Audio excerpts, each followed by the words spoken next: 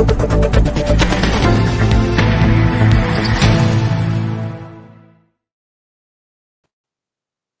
वालेकुम ख़ातिन हज़रात, मैं हूँ इसरार अहमद कसान।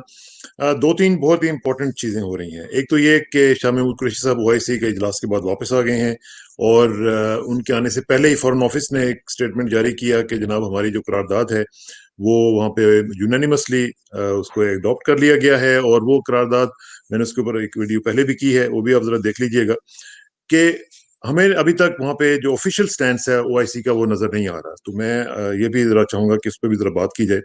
और दूसरी बात यह है कि इसराइल के हवाले से जो तस्लीम करने की जो बातें चल रही हैं, उसका भी ज़रा तजिया करने की कोशिश करेंगे कि क्या कॉस्ट एंड बेनिफिट्स इसके हवाले से, कि प्रोज एंड कॉन्स क्या हो सकते हैं। और तीसरा यह है कि मुल्तान का जलसा जो है उस हवाले से ज़रा बात करेंगे। और हमारे साथ मौजूद हैं जनाब मोहतरम हारून रशीद साहब। हारून साहब अस्सलाम वालेकुम जी। वालेकुम अस्सलाम।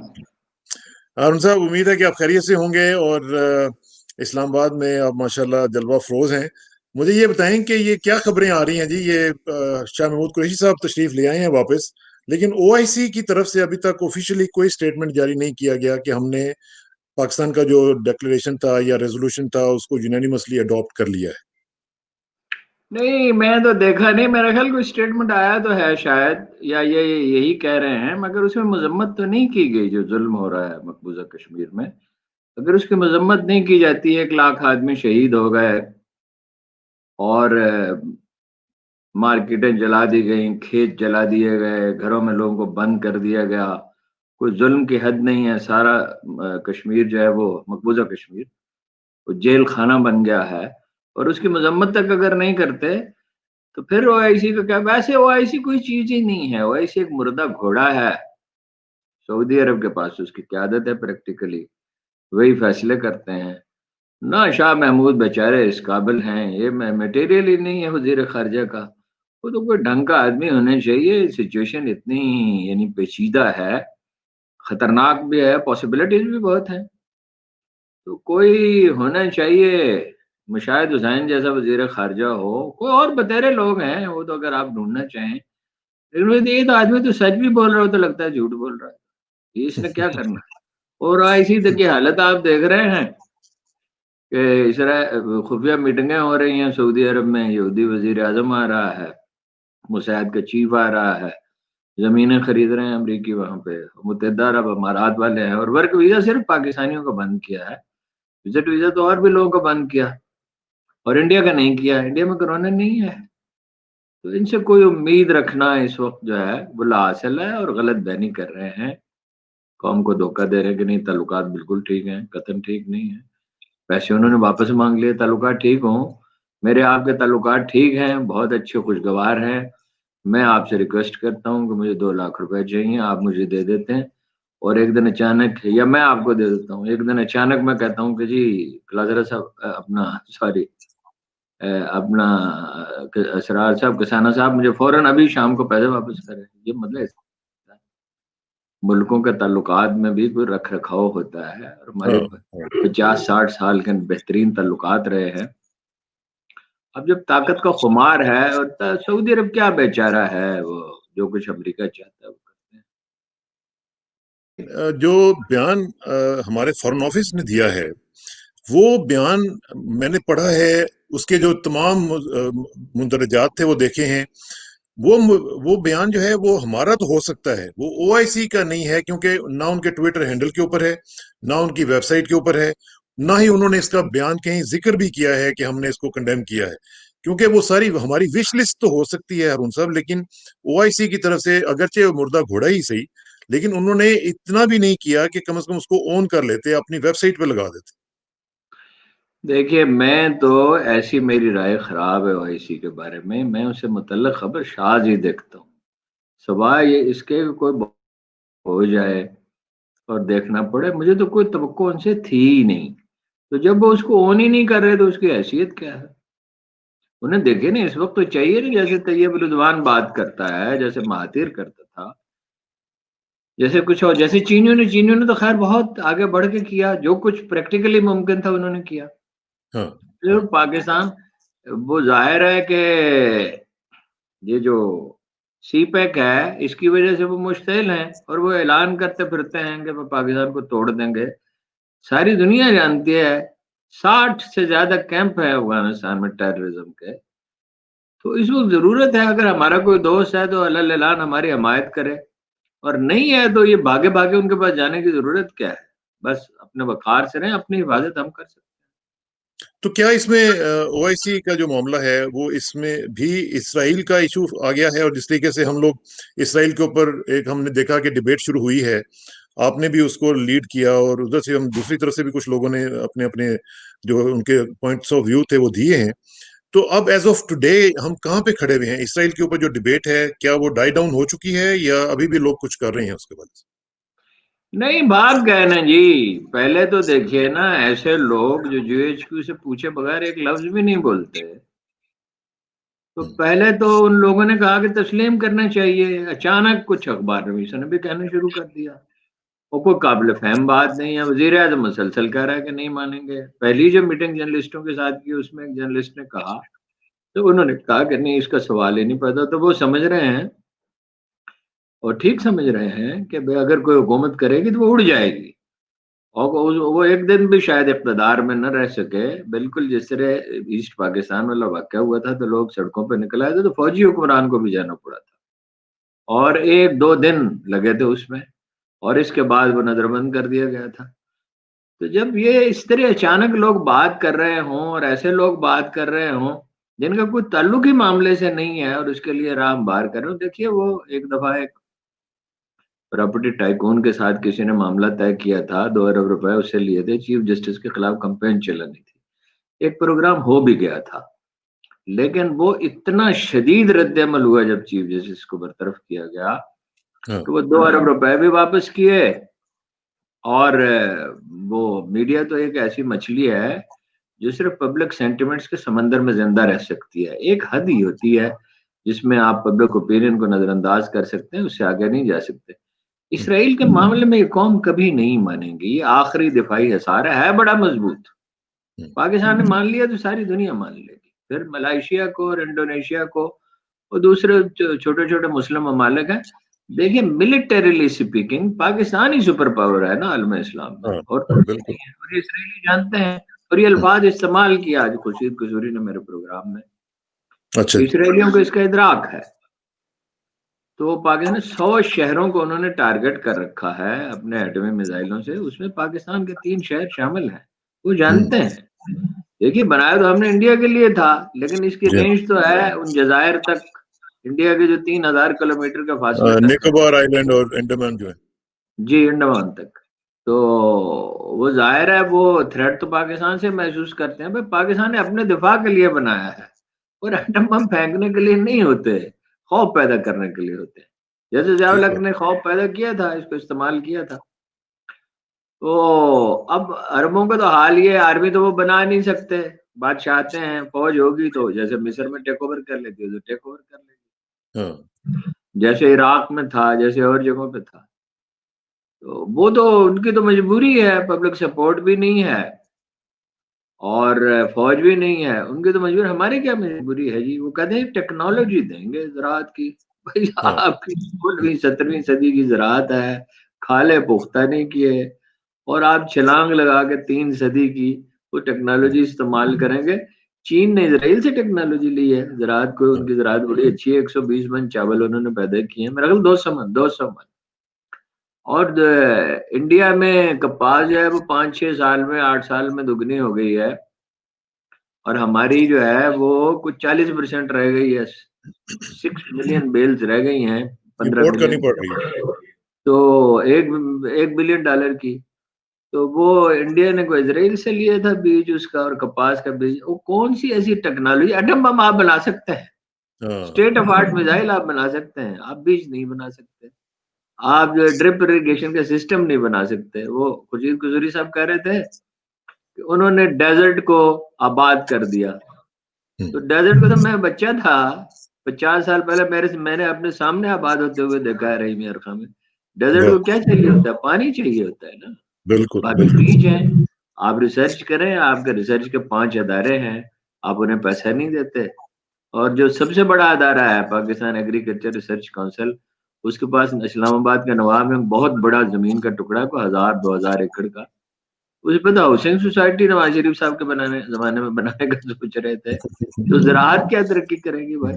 بھائی آپ ابتدائی کام اپنا خود کریں، پھر ہر چیز کی ایک نفع نقصان دیکھا جاتا ہے. فائدہ کتنا ہے، نقصان کتنا ہے. یہ ان سے اسرائیل کو تسلیم کر کے آپ اپنے نظریے سے دستبردار ہو جائیں گے، پھر کشمیر پہ آپ کا کیا کیس ہے؟ پھر اس ملک کا جواز کیا ہے؟ ہم نے یہ ملک اس لیے بنایا کہ یہ ہم علامہ قائد اعظم نے کہا اسٹیٹ بینک کی جو تقریب تھی کہ نہ کمیونزم اور نہ جناب سرمایہ دارانہ نظام، اسلام کا معاشی نظام ہوگا. اور آپ کو یاد ہے ڈاکٹر اسد کو یہ ذمہ داری سونپی گئی، بعد میں انہیں خیر اقوام متحدہ بھیج دیا گیا، انہوں نے کچھ کام کیا. بھائی جو آپ کے کرنے کا کام ہے وہ کرے. پرائرٹیز ہوتی ہیں. اسرائیل کو تسلیم کرنا کون سی پرائرٹی ہے؟ اور ہم نے اس امریکہ کو تسلیم کر رکھا ہے نا، پہلے دن سے امریکہ نے ہمیں کر رکھا ہے. وہ ہماری مدد کرتا ہے، ہمیں ٹیکنالوجی کو ٹرانسفر کرتا ہے، وہ انڈیا کو کرتا ہے نا. جب ہمارے تعلقات ایکسیلنٹ تھے تو اس وقت بھی صرف ہمیں اپنی ضرورت کے تحت انہوں نے مدد پروڈکٹس کی، دیتے تھے، ٹیکنالوجی نہیں دیتے تھے. ٹیکنالوجی نہیں دے. صرف یہ ہے کہ کچھ چیزیں انہوں نے انٹیلیجنس کے لیے، جس سے یعنی مجبوری تھی ان کی، وہ انہوں نے دی. وہ بھی اکوپمنٹ دیا، ٹیکنالوجی نہیں دی. ہم نے کچھ چیزیں خود بنائی. تو اب وہ کیسے دے دیں گے؟ انہوں نے ایٹمی وہ جو انرجی ہے سول فیلڈ میں، اس کے لیے انڈیا سے اتنا تعاون کیا، ہمارے ساتھ تو نہیں کیا. جو خورشید قصوری صاحب کو بھیجا گیا اور انہوں نے ان سے بات کی، ان کے وزیر خارجہ سے، انہوں نے بڑی جناب شاندار پیشکشیں کی. بھائی وہ کر کیا رہے ہیں فلسطین میں؟ دیکھنا تو یہ ہے. ان کی کیا یہ حالت کر دی فیئر کا بیلنس ہوتا ہے، خوف کا توازن ہوتا ہے تو ہمارے پاس ہوتا ہے. ٹھیک ہے. اور ہم نے اسرائیل کے لیے نہیں بنایا ہے، اسرائیل نے بنایا ہے عالم اسلام کے لیے. تو یہ خوف باقی رہنا چاہیے. اگر یہ خوف ہی ختم ہو جائے گا تو آپ کو تو کچے چبا جائیں گے. تو ہارون صاحب، یہ جو ابھی ہم دیکھ رہے ہیں، جنرل امجد شیخ صاحب کا بھی جو ذکر آیا ہے، وہ بھی انہوں نے بھی اگر یہ کہا ہے تو ظاہر ہے وہ تو ریپرزینٹ کرتے ہیں نا ہماری اسٹیبلشمنٹ کو کسی نہ کسی طور پر. تو اس کا مطلب ہے کہ کیا بالکل اسٹیبلشمنٹ سیم پیج پہ نہیں ہے پرائم منسٹر کے دی ہے. ساتھ؟ انہوں جی نے معذرت کر لی ہے. انہوں نے کہا اب میری سمجھ میں آ گیا ہے. کوئی کہیں سے ٹیلی فون آیا اور سب چیزیں ان کی سمجھ میں آ گئی. اندازہ فکر ہی بدل گیا. اور باقی لوگ بھی سارے چپ کر گئے. جب پبلک کا ریئیکشن دیکھا تو میں نے تو آپ کو معلوم ہے یہ کہا کہ اس کے بعد زندہ رہنے کے کوئی معنی ہی نہیں ہے، اگر یہ ماننا ہے. اور یہی ایک عام پاکستانی کے احساسات ہیں. آپ قومی دفاع پہ تو نہیں نا کمپرومائز آپ کر سکتے. آپ نے کچھ اور بھی کہا تھا ہارون صاحب کہ کوئی بھی حکمران جو اگر یہ مانے گا، یہ تسلیم کرے گا، تو اس کا حشر کس کے ساتھ ملایا تھا آپ نے؟ یحییٰ خان کے ساتھ. ہاں. تو یہ کوئی یحییٰ چھوٹی خان بات کے نہیں، ساتھ یہ عام کوئی چھوٹی بغاوت بات. ہو جائے گی. ہاں. عام بغاوت ہو جائے گی. یہ نہیں قوم تسلیم کر سکتی. دیکھیے یہ ملک تو بنا ہی اس لیے، میرا خیال یہ ہے کہ انڈیا میں جو ظلم و ستم برپا ہے اور کشمیر میں جو کچھ ہے اور جو کچھ فلسطین میں، آخر ایک دن اس کا فیصلہ ہوگا. اللہ کے رسول کا فرمان ہے کہ ترک اور ہند کے مسلمان ہی لڑیں گے. تو یہ جو لوگ یہ کوشش کر رہے ہیں، جن لوگوں نے پاکستان کو توڑنے میں حصہ لیا تھا، ان کو کیا انجام ہوا؟ اندرا گاندھی کے خاندان کا کیا ہوا؟ شیخ مجیب الرحمان وہ ایک خاتون بچ گئی ہیں. تو بھٹو کے خاندان کا کیا انجام ہوا؟ یہی تھے نا پاکستان. یحییٰ خان کا کیا ہوا؟ پاکستان توڑنے میں یہی ملوث تھے نا سارے. بالکل. لوگوں کو سمجھ نہیں آتی تو آ جائے گی. مان نہیں سکتا پاکستان. فکر مندی کی ضرورت نہیں ہے. پاکستان اسرائیل کو تسلیم نہیں کر سکتا. چاہے جو مرضی ہو جائے. نہیں ہوگا. اگر بدلے ایک طریقہ ہو سکتا ہے عمران خان کو ہٹا دیں، کوئی جعلی سی حکومت بنا دیں ایک، وہ تسلیم کر لے، لیکن پھر وہ ٹھہر نہیں سکے گی، پھر فیصلہ واپس لینا پڑے گا. لیکن اگر ہمارا ریلیجس طبقہ بھی جو ہے وہ آن بورڈ آ جاتا ہے تو پھر کیا ہوگا ہارون صاحب؟ ریلیجس طبقہ سارے لوگ ریلیجس ہیں. وہ ہیرلڈ ہیں جو ڈان کا میگزین تھا، اس نے 20 سال پہلے سروے کیا تھا. 98% لوگوں نے کہا تھا شرعی قوانین چاہیے. اور انہوں نے کہا یہ سروے ہم نے خود نہ کیا ہوتا تو ہم اسے کبھی نہ چھاپتے.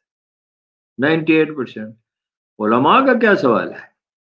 48% ووٹ ملے تھے جانتے بوجھتے. حالانکہ مولانا فضل الرحمان اور جماعت اسلامی کی کتنی اسٹینڈنگ تھی، مگر انہوں نے جب افغانستان میں بمباری ہوئی تو 48% ووٹ ملے انہیں.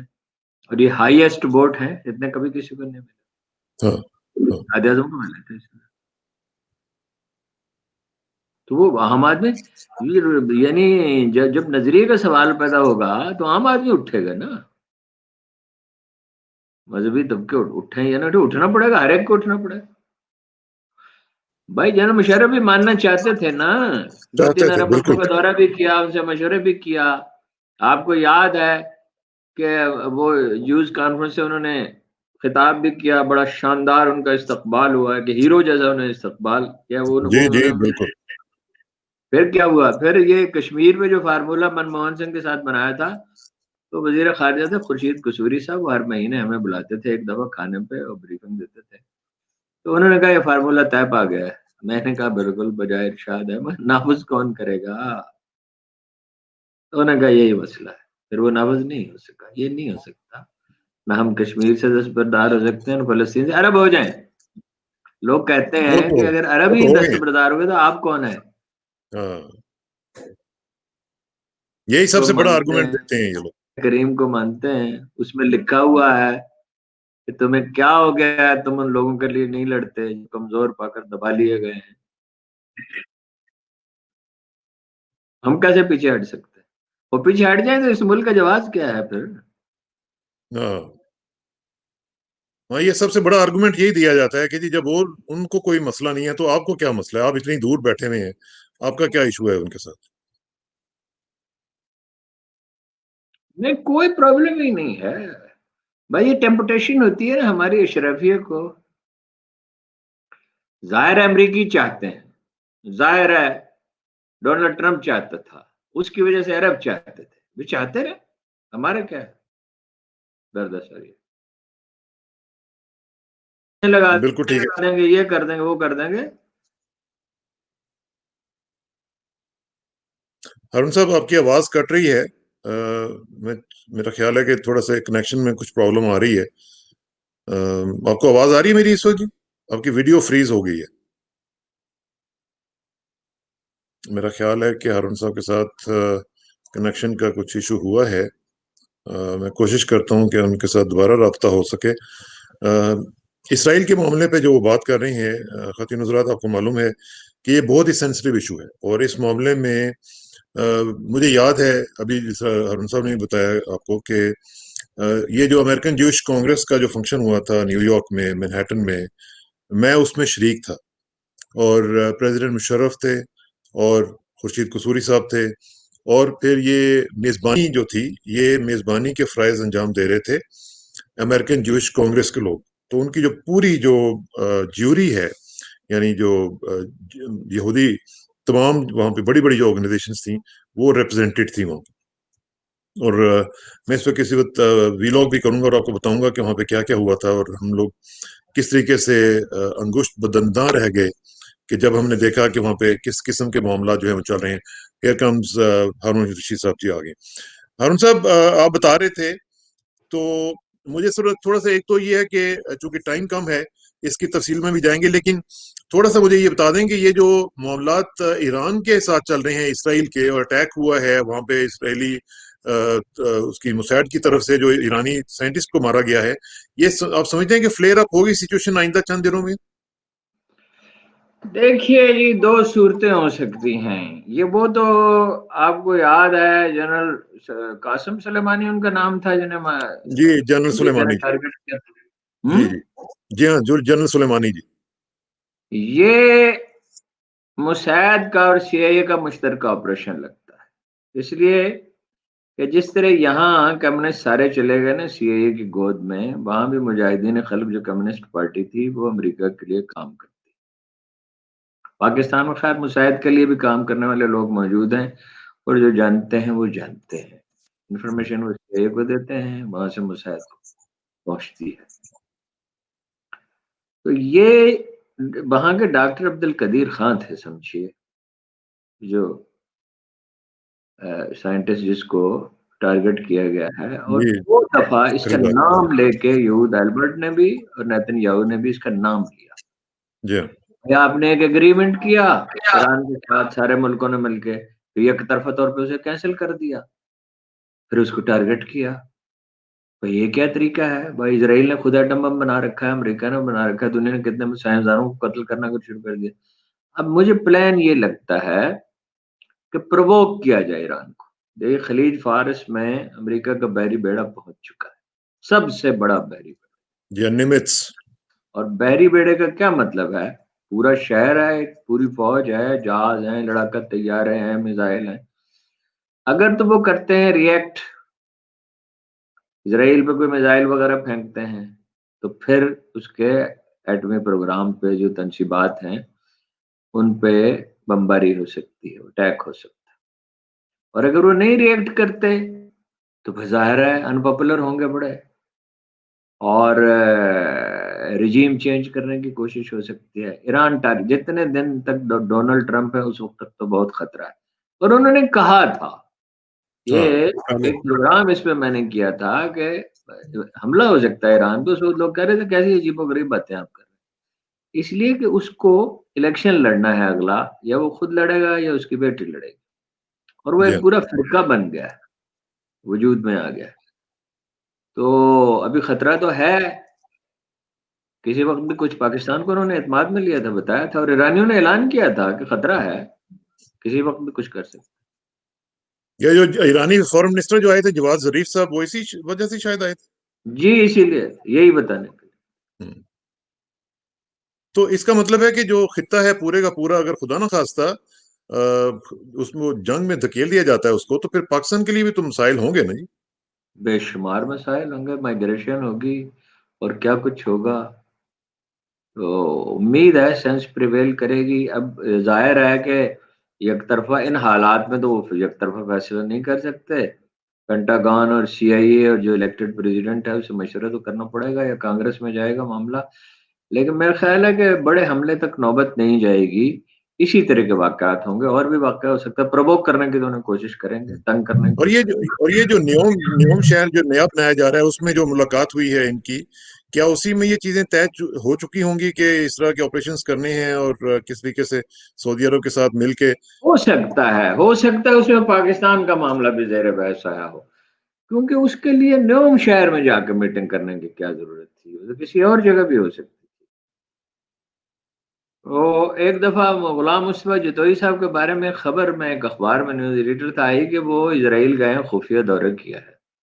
तो मैंने वो खबर फेंक दी, उस पर दफ्तर में बड़ा हंगामा हुआ। तो मैंने कहा कि भाई उन्होंने, अगर मुस्तफा जतोई अव्वल तो ऐसे आदमी नहीं है, और अगर उन्होंने से मीटिंग करनी थी तो लंदन में कर लेते हैं ना, हाँ। उसके लिए तल अवीव जाने की क्या जरूरत है, कोई भी उन्हें देख सकता था, उनका करियर ही खत्म हो सकता, वो टाइप भी नहीं था वैसे। हम्म। तो अगर कोई बहुत खुफिया एजेंडा नहीं था तो उसके लिए न्योम सिटी में खुफिया मीटिंग की क्या जरूरत, हाँ। उसमें हो सकता है ये ईरान का भी हो। और ये तो बिल्कुल सब लोग जानते हैं कि सऊदी अरब ने अपनी फिजाई हदूद इस्तेमाल करने की इजाजत दे दी है इसराइल को ईरान पे हमले हाँ। के लिए, और बहुत पहले दे दी है। और यही मुख्तसर तरीन रास्ता है। पाकिस्तान में भी 3 दफा उन्होंने प्लान किया, आज एक खुर्शीद कसूरी साहब ने जिक्र किया, मुझे मालूम नहीं था उसका। 2 दफा ज़ालक के जमाने में प्लान किया, इसराइली तैयारे आ गए, इंडिया में मौजूद थे, उन पे पेंट कर दिया गया है इंडियन एयरफोर्स का, और हर दफा उन्हें बताया गया, खुदा का शुक्र है कि आईएसआई बहुत मुतहर्रक है, और अब भी वो दुनिया की बेहतरीन एजेंसियों में से एक है। तो उन्हें बताया गया कि इसका नतीजा क्या होगा। वैसे पाकिस्तान का एटमी प्रोग्राम महफूज है, इस तरह हमला नहीं हो सकता। वो उसकी हिफाजत के गैर मामूली इंतजामात हैं, और इसराइल बिल्कुल इस काबिल नहीं है। और इतना सा तो है इसराइल, चुटकी बराबर, तो इसका हाँ। मुकम्मल कैसे हो सकता है, और उसका नतीजा क्या होगा, वो ना माफ किया जाएगा। हम्म। पाकिस्तान का एटमी प्रोग्राम महफूज है, अल्लाह के फजल करम से। इंशाल्लाह, इंशाल्लाह। वो उस तरह नहीं है, कोई अच्छा। किसी कमरे में रखा हुआ एटम बम नहीं है, उसके इंतजामात ही बिल्कुल दूसरे हैं। तो पाकिस्तान में और तो कोई अदारा ढंग से काम नहीं कर करता, लेकिन 2 अदारों के बारे में हम जानते हैं, साइंटिस्ट भी बहुत अच्छे हैं, बड़ी गैर मामूली सूझबूझ के हैं, और जो लोग इसके इंतजाम को जिन्होंने संभाला हुआ है, वो भी खूब समझते हैं। इसलिए सीआईए का एक चीफ एक बार जब खतरा था इंडिया के हमले का, तो वो वहां से डायरेक्ट दिल्ली में जाके उतरा, और उसने कहा कि भाई तुम पागल हुए हो, तुम्हें पता है उनके पास कितने एटम बम हैं, किस तरह के एटम बम है और किस तरह के मिसाइल है, वो तुम्हें میں اڑا دیں گے، تو یہ حماقت نہ کرو، خواب ہی دیکھا جا سکتا ہے، پاکستان میں نہیں ہے۔ تو ہارون صاحب یہ جو سعودی عرب کے معاملات چل رہے ہیں، خواہش ان کی بہت ہے ایران کے بعد پاکستان کو ٹارگٹ۔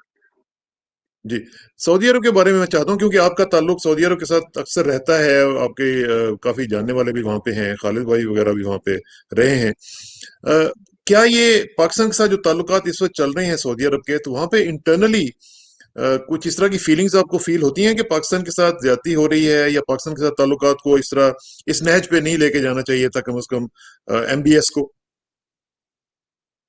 نہیں، کوئی رابطہ تو نہیں ہے، لیکن ایک سادہ سی بات میں آپ کو بتاتا ہوں، جب امریکہ کے اور مشرف کے درمیان معاملہ طے پا گیا برٹش فارن منسٹری کے ذریعے، وہ لمبے چوڑے مذاکرات تھے، آپ کو یاد ہی ہوگا، اور بے نظیر آ گئیں، اور نواز شریف کا فیصلہ یہ ہوا نواز شریف وہیں رہے گا، تو قبائلی سردار گھروں سے نکلے اور پہنچے بادشاہ کے پاس، اور انہوں نے کہا یہ تو نہیں ہو سکتا کہ بے نظیر تو جائے اور نواز شریف نہ جائے۔ اس کی بڑی دلچسپ وجوہات ہے، اس کی وجہ ہے کہ وہ یہ سمجھ رہے تھے اس وقت یہ ضیاء الحق کی لیگیسی ہے، اور ضیاء الحق کا بڑا اکرام پایا جاتا تھا سعودی عرب میں، عربوں کی مدد کی،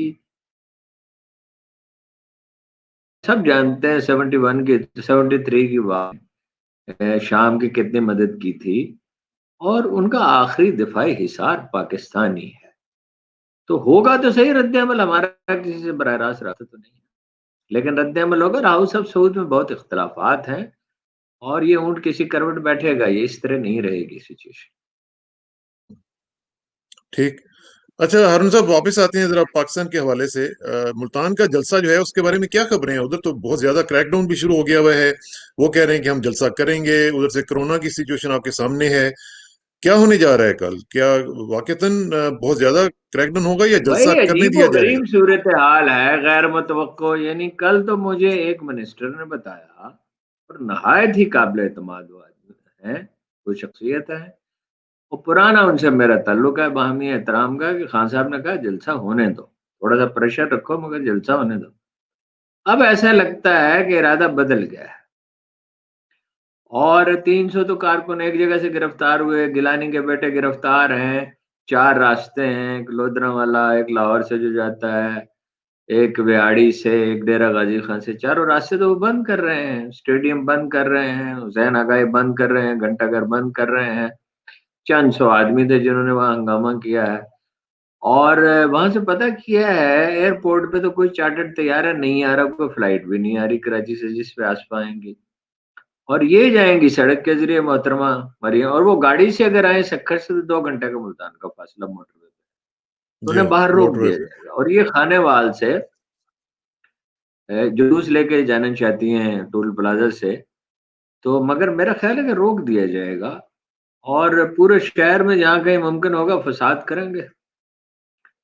باقی اب اس کا کوئی جواب، عمران خان نے ایک جلسہ کیا تھا، غلط کیا تھا عمران خان نے جلسہ، یا فلاں نے کیا تھا، یا تبلیغی جماعت نے کیا تھا، تو اس کا مطلب ہے کرونا پھیلتا چلا جائے۔ 13% ہے شرح ملتان میں، جی ہاں، اور مظفر گڑھ کا جو ہاسپٹل ہے جس میں کوئی بندوبست نہیں تھا، جو ترکوں نے طیب رضوان ہاسپٹل اس کا نام ہے، وہاں اب سامان پہنچایا جا رہا ہے، 50 ایکسٹرا بیڈ نشتر ہاسپٹل میں لگائے گئے ہیں، ڈاکٹروں کی چھٹیاں منسوخ کر دی گئی ہیں، حکومت جو کچھ کر سکتی ہے وہ کر رہی ہے، مگر ان کا جواب، ان کا دلیل یہ ہے کہ عمران خان کورونا سے زیادہ خطرناک ہے، اسے جانا چاہیے۔ اللہ کا بندو، تھوڑا سا صبر کرو، ایجوٹیشن کے اور بہت طریقے ہوتے ہیں، ہاں، کالے ہاں، جھنڈے گھروں پہ لہرائے جا سکتے ہیں، لا تعداد طریقے ہیں احتجاج کرنے کے اگر آپ کرنا چاہتے ہیں، لیکن ایک مارشل لا ایڈمنسٹریٹر جو تھا کہ کیا اس سے اتر گیا،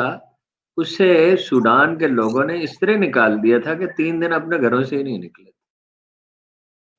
وہ اگر آپ صرف احتجاج ہی کرنا چاہتے ہو تو اس کے اور بہت سے طریقے ہو سکتے ہیں۔ خود انڈیا میں جو طریقہ تھا گاندھی کا، سول ڈس اوبیڈینس مگر پرامن عدم تشدد کا، وہ ایک حربہ ہی تھا نا، ان کا ایمان تو نہیں تھا عدم تشدد، تشدد تو انہوں نے بہت کیا بعد میں، بالکل بالکل۔ حیدرآباد میں بھی کیا، کشمیر میں بھی کیا، تو وہ تو اگر آپ احتجاج ہی کرنا چاہتے ہیں تو اس کے تو 100 طریقے ہیں، لیکن آپ کو پرواہ نہیں ہے، جو اپنی تقریبات ہیں رسم کل کی شریف خاندان کی، اور وہ جو بچی کی منگنی ہوئی ہے، تو اس میں کتنی احتیاط برتی گئی؟ تو یہ لوگ کیا کیڑے مکوڑے ہیں؟ ٹھیک بات. تو ارون صاحب یہ جو مولانا فضل الرحمان صاحب کا میں ایک سٹیٹمنٹ سن رہا تھا، وہ کہہ رہے تھے کہ اگر آپ کو ڈنڈا کو مارے تو آپ آگے سے ڈنڈا ماریں، تو یہ تو کنفرنٹیشن کی طرف جا رہے ہیں. تو کہیں یہ تو نہیں ان کا پلان ہے کہ کوئی خدا نخواستہ کریک ڈاؤن ہو، کوئی اللہ نہ کرے کوئی ڈیڈ باڈی ہو جائے اور پھر معاملہ جو ہے وہ اینارکی کی طرف بڑھیں اور پھر مارشل لا کی طرف؟ کوئی اس طرح کا چانس تو نہیں لگ رہا آپ کو ان کا پلان کچھ؟ جو کچھ آپ نے کہا اس میں کوئی اضافہ نہیں کر سکتا، یہی ہے پلان لگتا انا للہ و انا الیہ ہے. اس راجعون پھر پڑا لیے جا. اس لیے کہ یہ کہنا کہ پولیس اگر ڈنڈا چلائے، بھئی پولیس تو قانون کے تحت ڈنڈا چلائے گی نا. ہاں پولیس کو ہاں تو ڈپٹی کمشنر نے شام کو پھر نوٹیفیکیشن کیا ہے کہ نہیں ہو سکتا، جلسے کی اجازت نہیں ہے.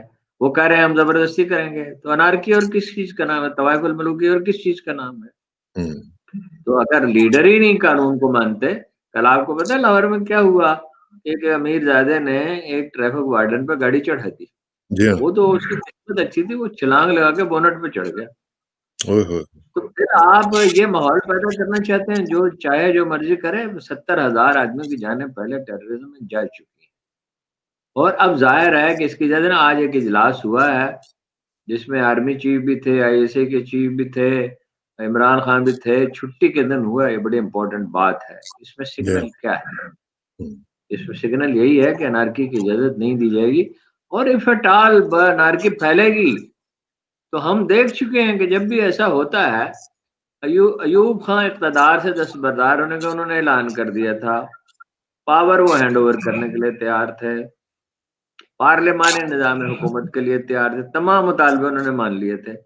ادھر مولانا باشانی نے ہنگامہ بپا کیے رکھا، ادھر شیخ مجیب الرحمان کی رہائی کے لیے ممتاز دولتانہ نے سٹینڈ لیے. جب اتنے شارٹ سائٹڈنس ہوتی ہے تو نظر آ رہا تھا کہ اس کا نتیجہ کیا ہوگا. ایک دن ماشاء اللہ لگ گیا.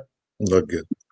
یہی جنرل ضیاء الحق کے زمانے میں جنرل ضیاء الحق مئی کے آخر تک اپنے گھر والوں سے یہ کہتے تھے، میں نے اس پہ ہوں، کافی تحقیق کی تھی، کہ یہ بڑے شر پسند ہیں، پی این اے والے ہنگامے کرتے ہیں، فساد کرتے ہیں. لیکن جب انہوں نے کہا کہ بھٹو نے ضیاء الحق سے کہا کہ مل کر حکومت کرتے ہیں، اور 2 بریگیڈیئروں نے گولی چلانے سے لاہور میں انکار کر دیا، انکار کر دیا. اور اس کے بعد کیا ہوا؟ 329 آدمی مر چکے تھے، پھر آرمی ٹیک اوور کر دیا. تو اگر اس طرف لے جانا چاہتے ہیں تو اس سے عمران خان کی حکومت تو شاید ختم ہو جائے، نہ لیکن ان کو اقتدار نہیں ملا. لیکن انہیں اقتدار، نہ صرف اقتدار نہیں ملے گا، یہ ہمیشہ کے لیے مردود ہوں گے. ہوں، اور یہ کیا کرنا چاہیے؟ یہ کون سی چیز ہے جو پاکستانی عوام کو دینا چاہتے ہیں کہ ان کے لیے لوگ نکلے؟ بھائی ملتان کے جلسے کے لیے آدمی تو ان کو سندھ سے لانے پڑ رہے ہیں، کچھ مظفر گڑھ وغیرہ سے، اور زیادہ تر سندھ سے، سکھر سے لوگوں نے آنا تھا زیادہ تر. حالت تو آپ ہوں، کی یہ ہے، سوائے آپ کے ورکروں کے، اور ان میں سے بھی بعض کو پیسے دیے جاتے ہیں. ہاں. اس کا آپ دیکھتے ہیں وہ کلپس چلتے ہیں اس کے، تو ہم سے تو اتنے پیسوں کا وعدہ کیا تھا.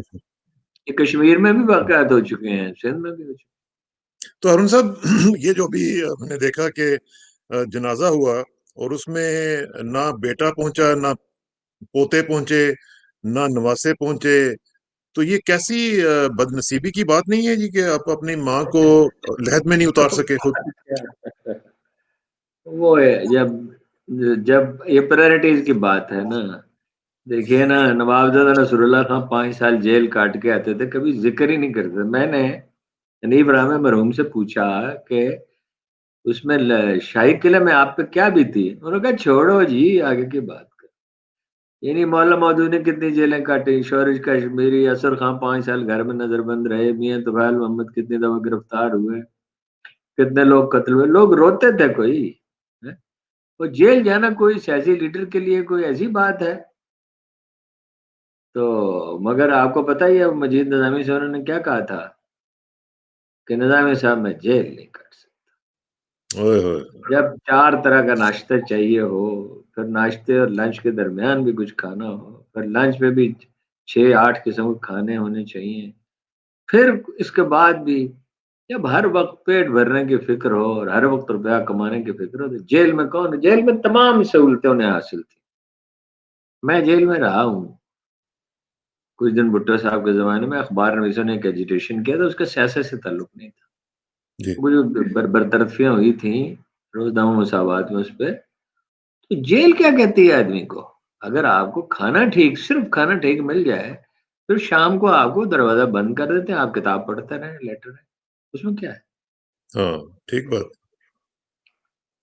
لیکن وہ تو کہتے ہیں کہ لیکن چوہوں والا کھانا مجھے دیا جاتا رہے ان کی چوہوں بیٹی کی. والا کھانا تو کوئی ہوتا ہی نہیں ہے. کون سا ہوتا ہے چوہوں والا کھانا؟ پہلی بات یہ کہ کھانا ان کے گھر سے آتا ہے. آئی ایم سوری ٹو سے، میں یہ فکر کہنا نہیں چاہتا تھا. شی از اے کمپلسو لائر. انہوں نے کہا میری دادی کی موت کی اطلاع نہیں تھی. انہیں خوب پتا تھا، اور دوسرا حکومت کی ذمہ داری نہیں. جس جیل کے بارے میں وہ کہہ رہی ہیں نا، وہ میں نے اندر سے جا کے خوب اچھی طرح چند مہینے پہلے دیکھی ہے. وہ ہوا یہ کہ علیم خان کو گرفتار کر لیا گیا، اس جیل میں رکھا گیا. جب اس نے اس جیل کی حالت دیکھی، گئے تو بہت سارے لوگ تھے، لیکن ہر آدمی کا ایک مزاج ہوتا ہے. تو علیم خان نے یہ کیا کہ 8 کروڑ روپے خرچ کر کے اس جیل کی مرمت کرائی. وہاں ڈاکٹر اچھا رکھا ہے، MBBS، ہومیوپیتھک ڈاکٹر بھی، ہربل میڈیسن کا بھی. کچن بنوایا اس کا نیا، اور اس میں ہیٹنگ کا بندوبست کیا، اور اس میں کولنگ کا بندوبست کیا، اور یہ کہا کہ ان کو اچھا کھانا دیں، اس کا بل میں دیا کروں. اچھا، وہ کھانا میں نے کھایا ہے، کچھ اور اخبار نے بھی کھایا جو اس دن اس تقریب کے لیے گئے تھے، گورنر نے افتتاح کیا اس کا. یعنی وہ جیل لگتی نہیں ہے، وہ پاکستان کی باقی جیلوں جیسی نہیں ہے. اچھا.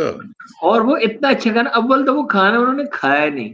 دوسرا یہ اگر کھایا ہو تو وہ بہت بڑا اچھا کھانا ہے، ریزنبل، جیسا ہمارے گھروں میں پکتا. ہاں یعنی وہ ایک کھانا نہیں تھا، کئی کھانے تھے، ہم نے دیکھے، اور بعد میں پتہ کرتا رہا کہ وہ ٹھیک ہے، اس کا معیار ٹھیک ہے. تو اول تو وہ کھانا انہوں نے کھایا. اور دوسرا، چوہوں کا کھانا ہوتا کون سا ہے یہ آپ مجھے بتائیں. کہ وہ کھانا پہلے چوہوں کو پیش کیا جائے، پھر آپ نے کھایا کیوں، اور ہاں پھر آپ کو یہ بات 6 مہینے بعد یاد آئی ہے. ان کو کتنا عرصہ ہوا رہا ہوا. ہاں تو اتنے تو ہو گئے میرا خیال ہے 6 مہینے اور تو ہو کہا کہ گئے. وہ دوائیاں جو ہیں وہ فنگس لگی ہوئی تھی. دوائیاں حکومت فراہم کرتی ہے یا آپ کے گھر والے فراہم کرتے ہیں؟ یہ کیا بات ہے، یہ کوئی ناقابل فہم بات ہے. اور فنگس والی دوائی تھی تو آپ پھینک دیتی اور شور مچاتی ایک وقت میں. تو ایسا خدا نخواستہ انہیں کوئی بیماری لاحق تو نہیں، ان کے والد تو بیمار ہے، تو کسی کی مجال ہے کہ بھئی فنگس والی دوائی انہیں زبردستی دینے کی کوشش کریے. کوئی بات کر رہی ہے. اعتزاز حسن نے کہا کہ یہ بات سمجھ میں آتی ہے کہ نواز شریف کی بیٹی کو کوئی گندا کھانا دے، اور پھر یہ سمجھ میں آتا ہے کہ وہ کھا لے اس کو. ہاں بالکل ٹھیک بات. بالکل ٹھیک بات. تو ہم صاحب پھر کل کا جلسہ اس کا مطلب ہے کہ کافی بڑا نقصان بھی کر سکتا ہے. اور آخر میں صرف یہ بتا دیں کہ اگر خدا نخواستہ اینارکی ہوتی ہے تو پھر کیا ہوگا. تربیت اچھی نہیں ہے، جو ہمیشہ ہم کہتے ہیں اچھی پولیس، اچھی عدلیہ، اچھی FBI، یہ اچھی سول سروس، یہ 4 بنیادی ادارے ہیں ایڈمنسٹریشن کے.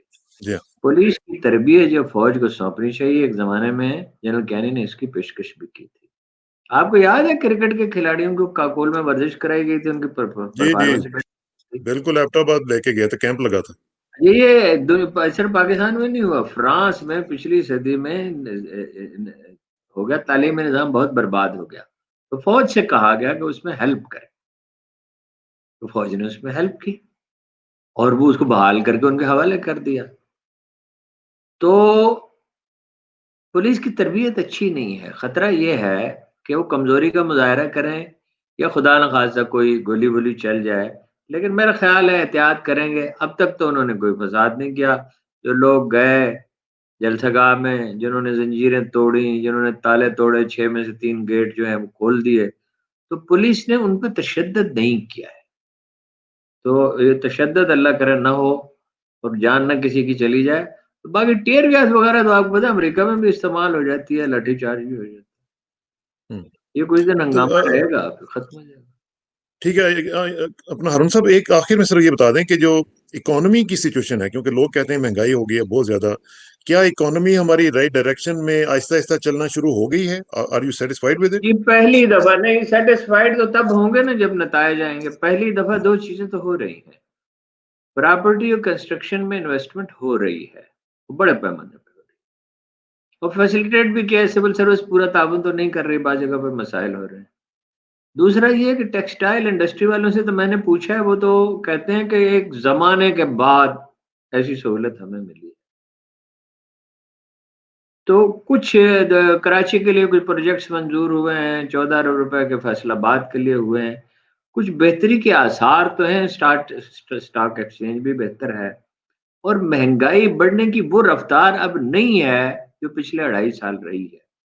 اس ہفتے کچھ چیزیں سستی بھی ہوئی ہیں، یعنی زیادہ چیزیں سستی ہوئی ہیں، کم چیزیں مہنگی، انڈے وغیرہ مہنگے ہوئے ہیں، لیکن بہت سی کھانے پینے کی چیزیں سستی بھی ہو، تو امکان ہے موجود بہتری کا، اور ٹھیک اس لیکن اگر بہتری کا امکان بھی ہے، اور ادھر کورونا بھی پھیلا ہوا ہے، تو اپوزیشن کا ایجیٹیشن سوچ رہی ہے، تو جس سے وہ کچھ تو ہے، حاصل ہونے لیکن والا نہیں ہے۔ اسٹاک ایکسچینج کی آپ نے بات کی ہے، اسٹاک ایکسچینج کے حوالے سے میں نے سنا ہے کہ بڑے تھریٹس آ رہے ہیں اربوں کی طرف سے کہ ہم آپ کے اسٹاک ایکسچینج کو بٹھا دیں گے۔ بس وہ تھریٹ آ گیا نا، وہ اوپن ہو گیا نا، تو اس کے بعد اگر اسٹاک ایکسچینج بیٹھے گا تو اس کو وہ ذمہ دار ہوں گے نا۔ جب آپ ان چیزوں کو کھول دیتے ہیں، بتا دیتے ہیں لوگوں کو، تو پھر مشکل ہو جاتی ہے۔ بہرحال مسائل تو پیدا ہو سکتے ہیں، لیکن دوسری طرف دیکھیے نا، پاکستان کتنا اہم ملک بن گیا، افغانستان میں اس کے بغیر کچھ ہو نہیں سکتا۔ ایران میں چین انویسٹمنٹ کر رہا ہے، $400 بلین کی اگریمنٹ کیا ہے، ان کی سرحد پہ وہ آ کے بیٹھے ہیں، انڈیا کی سرحد پہ 2 لاکھ ٹرینڈ آدمی، ان کے پاس اتنے ٹرینڈ آدمی نہیں ہیں۔ وہ خود آپ نے کہا تھا نا، پچھلے دفعہ ہم نے ذکر کیا تھا کہ اکتوبر میں چیخیں نکل رہی ہیں، رو رہے ہیں، جی ہاں، تو دسمبر جنوری میں کیا ہوگا؟ ٹھیک بات۔ مجھے تو اتفاق ہوا ہے ہائٹ پہ جانے کا، 8-9 ہزار فٹ کی، وہ تو اس سے بھی زیادہ ہے، وہ تو آپ کمرے سے باہر ہی نہیں نکل سکتے اگر پورا بندوبست نہ ہوگا، اور اس کے 3 دن میں رہا اور میں تنگ آ گیا وہاں سے۔ ہاں تو وہ تو جو لوگ عادی ہوتے ہیں وہی رہ سکتے ہیں۔ آپ کو پتا ہے نا کہ سیاچن میں آج بھی پاکستانی فوجی رضاکارانہ جاتے ہیں، اور انڈیا میں نہیں جاتے، ہاں، اور وہ تو بہت بڑا محاذ ہے، سیاچن تو اس کے مقابلے میں چھوٹا محاذ۔ بہت چھوٹا، بہت چھوٹا، بالکل ٹھیک۔ انڈیا پھنس گیا ہے۔ اگر ہمارے ہوش و حواس قائم ہوں تو ہمیں معلوم ہونا چاہیے کہ انڈیا پھنس گیا۔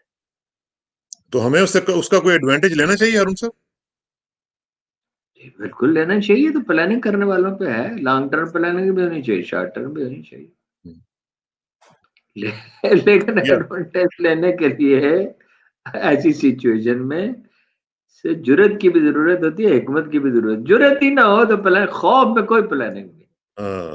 کیا خوبصورت بات کی آپ، بہت یہ جو خوبصورت۔ ہمارے وزیر اعظم صاحب بھی اب انہوں نے بند کیا یہ سلسلہ، کہتے امن ہونا چاہیے، امن ہونا چاہیے، امن ہونا چاہیے۔ وہ بھائی یہ کہنے کی کیا ضرورت ہے؟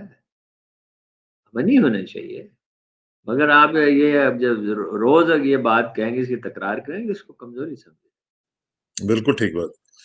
بہت بہت شکریہ ہارون صاحب، اللہ تعالیٰ آپ کو خوش رکھے، آپ کے ساتھ بات کر کے اپ بیٹنس فیل ہوتی ہے اور خوشی ہوتی ہے آپ سے بات کر کے۔ اللہ تعالیٰ آپ کو صحت اور عافیت میں رکھے جی، اور پاکستان کو بھی عافیت میں رکھے، اور آخر میں دعا کہ میری عزت کے لیے کافی ہے کہ میں تیرا ہی بندہ ہوں، اور میرے فخر کے لیے کافی ہے کہ تو ہی میرا پروردگار ہے۔